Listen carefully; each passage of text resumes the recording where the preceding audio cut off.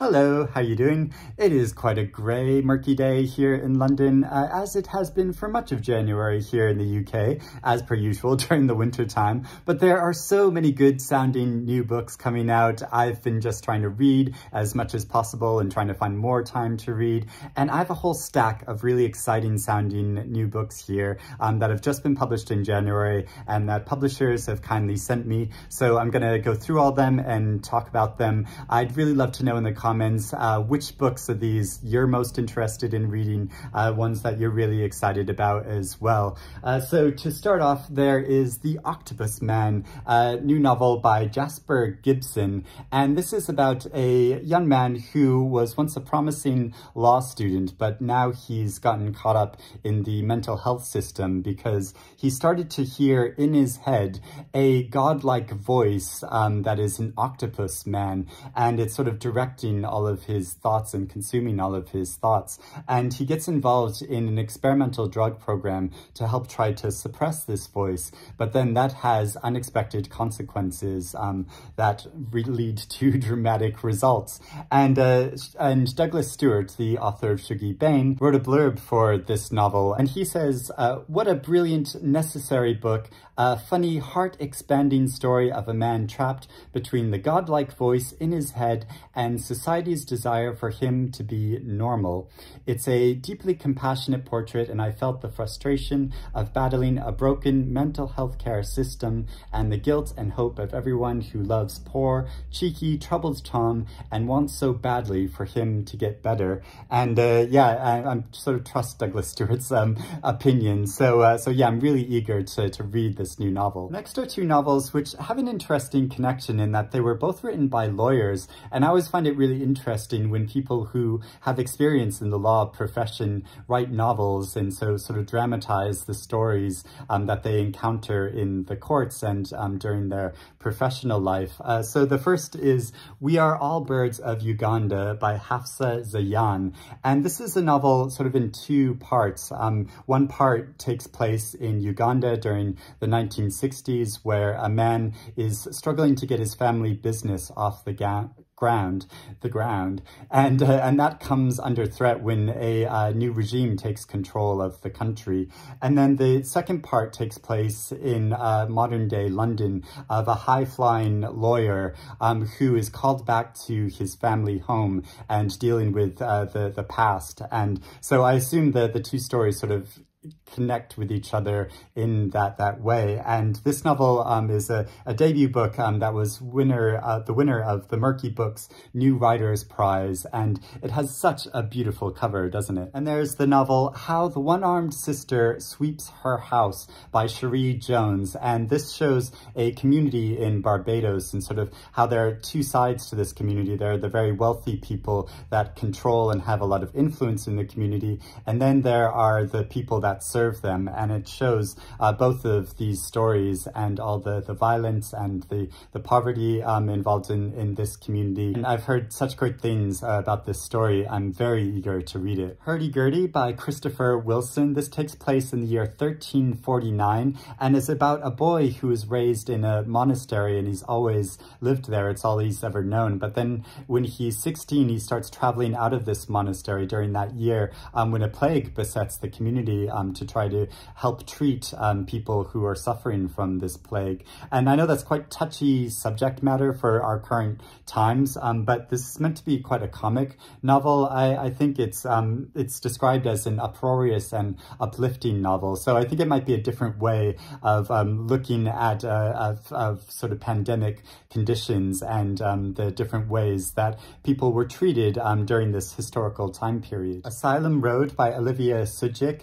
This is a novel about a couple named Anya and Luke, and they go on holiday together, and during that holiday Luke proposes to her, which she accepts, but then as she is ready to take this new stage in her life, she finds the past is sort of creeping up on her, and when she was a girl she escaped from Sarajevo. And so yeah, it's about her story of sort of reckoning with the past and the story of this couple. And I've not read Olivia Sudjic before. I think this this is her second novel, but I've heard such great things about her writing that I'm really eager to try it. Cockfight by Maria Fernanda Ampuero, and it's translated from the Spanish by Francis Riddle. So this is a story that takes place in Ecuador, and it's meant to shed light on the hidden aspects of domestic life, the coming-of-age story of a number of characters, and the religious and class struggles in families. So sort of looking at these bigger society issues in the narrow scope of family life. And it's quite a short book. So yeah, this is a novel I'm hoping to read soon. I have a new book of poetry called Alexa, What Is There to Know About Love?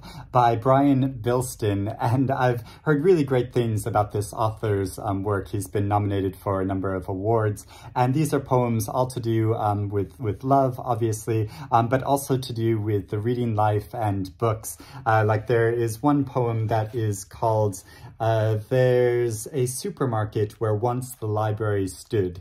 And I quite like how in the press release for this book, there's the author picture, which shows him reading a book alongside his cat, and his face is obscured. And I just think that's quite a great author picture to have. Then I have a few nonfiction books, which I think all sound really, really good. And I have been wanting to read more nonfiction and memoirs, so I hope to get to these. The first is How to Be a Refugee by Simon May. And this is the story of three German sisters of Jewish descent who during World War II concealed their Jewish identities and heritage by marrying into the German aristocracy and converting to Catholicism. And even many years after the end of World War II, they still concealed their Jewish identity and didn't really talk about it.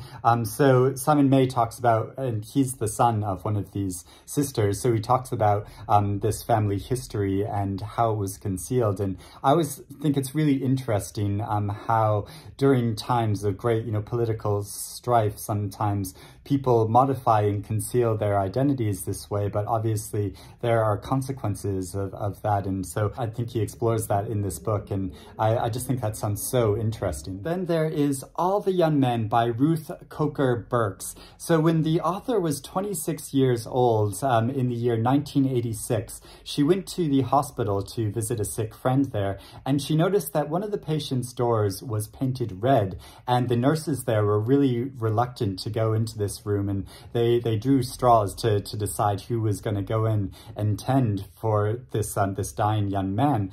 So the author went into that room, and she started to care for him herself, and she realized that this man was suffering from AIDS, and that a lot of people in this hospital were suffering from AIDS. And so she started to treat them and get involved in the LGBT community more, because this was a very conservative community that she lived in. So she was really going against the trends of the time, and she could have given in to the popular fearful point of view and just sort of abandoned these people, but really got involved with this community. So it's quite a harrowing story, and looking at the history of the AIDS crisis from a very personal perspective. And then I also have China 1949 by Graham Hutchings.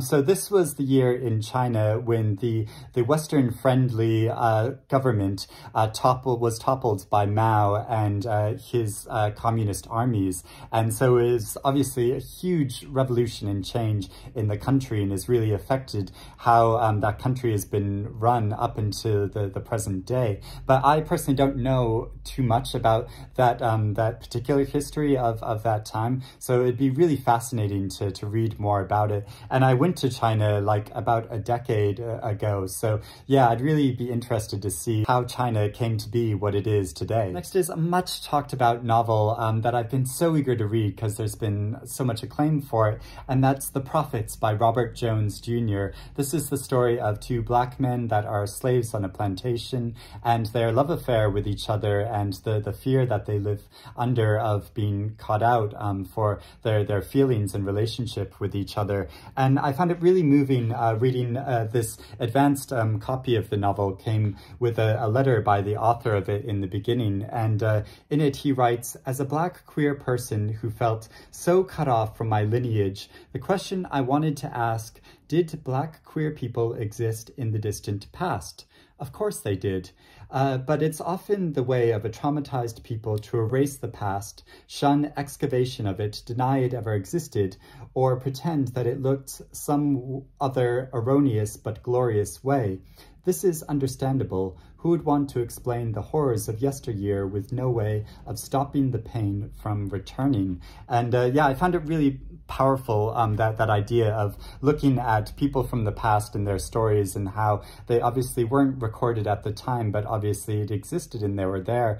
And you know, this is something Sebastian Barry did in his novel Days Without End, writing about a gay love affair during the time of the Civil War in America between two Irishmen. And so yeah, I'm so eager to finally get to this story. And it's it came with a blurb by Ocean Vaughn, but also Marlon James, who said of it, "How devastating and glorious this is, epic in its scale, intimate in its force, and lyrical in its beauty. The Prophets shakes right down to the bone what the American novel is, should do, and can be. That shuffling sound you hear is Morrison, Baldwin, and Angelou whooping and hollering, both in pride and wonder." The Disoriented by Amin Maalouf.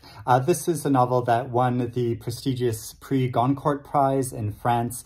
It's about a man in France named Adam who finds that his childhood friend is dying. So he travels back to his homeland in the Middle East to care for him and to reconnect with his past and some of his childhood friends there, who he finds have taken a very different path in their lives from what he did and got involved with the politics of the country. So yeah, it sounds like a very moving story. And then finally, I have a new book of essays by Andre Aciman, the author of Call Me By Your Name, and this is called Homo Aurelius. And in this, he explores the lives and workings of artists and what it means to be creating something in the present time and how the present day sort of reflects and filters into the artistic process. And he explores this in a number of different authors and literary works, like works by Marcel Proust and by the poet Cavafy and Sigmund Freud.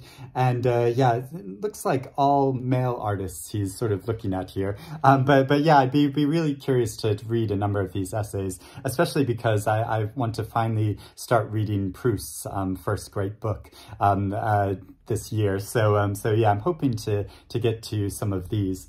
So those are all the books I want to talk about. Let me know, like I said, which of these books you're most interested in reading, which you're most curious and intrigued by in the comments below. And but I hope you're reading good things, and I will chat to you again soon. Bye-bye.